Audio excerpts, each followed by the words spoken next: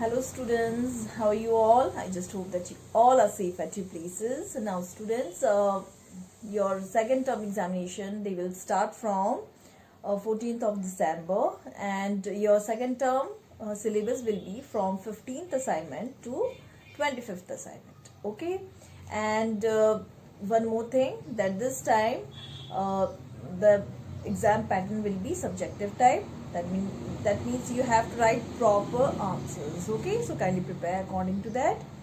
Now students, we will continue with the same chapter, chapter 5, respiratory system. Okay, and earlier I told you about what is respiration and types of respiration, aerobic and anaerobic respiration.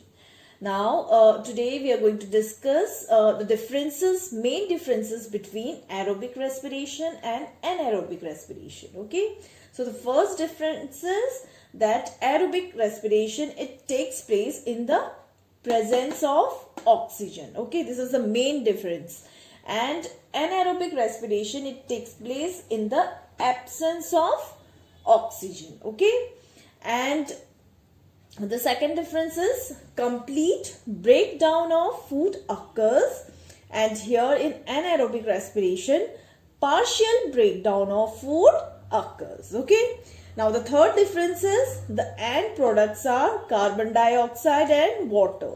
Aerobic respiration, it takes place in humans, mostly in most of the organisms, like humans, like animals like lion, tiger, giraffe, horses, mostly all the animals, and in earthworms also. So the end products are carbon dioxide. When we breathe in, what we take in? Oxygen. And when we breathe out, what we exhale out? We exhale out carbon dioxide and water in the form of water vapor.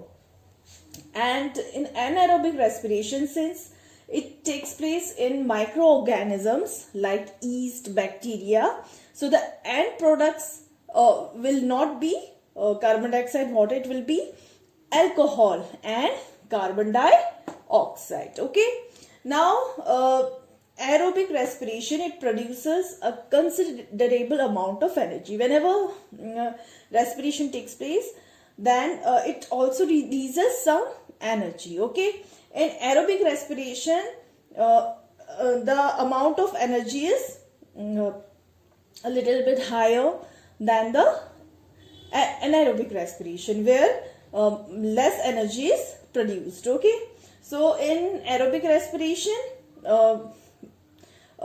amount of energy produced is considerably higher than the anaerobic respiration. Okay, now students, let's study about the respiratory system in human beings. Now the main organs of respiratory system are nose, nasal passage or nasal cavity, trachea, bronchi, lungs and diaphragm. Now nose, you know, it has got two holes through which we take in air, and these holes are known as nostrils, and there is a passage behind the nose which is called nasal passage or nasal cavity, and the nasal passage joins the nostrils to the trachea. This is trachea. Trachea is also known as windpipe. Now the upper end of trachea has a voice box also. Okay, this is a voice box called larynx here, and the trachea or windpipe, it branches into two smaller tubes called bronchi. Here you can see this is windpipe.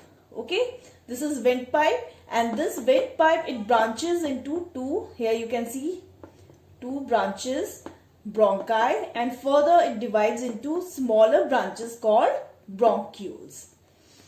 Now the two bronchi are connected to the two lungs, left and right lungs, onto the left lung and onto the right lung, and each bronchus divides in the lungs to form a large number of still smaller tubules called bronchioles. Just now I told you. The smallest bronchioles, here you can see, they have very tiny air sacs at their ends.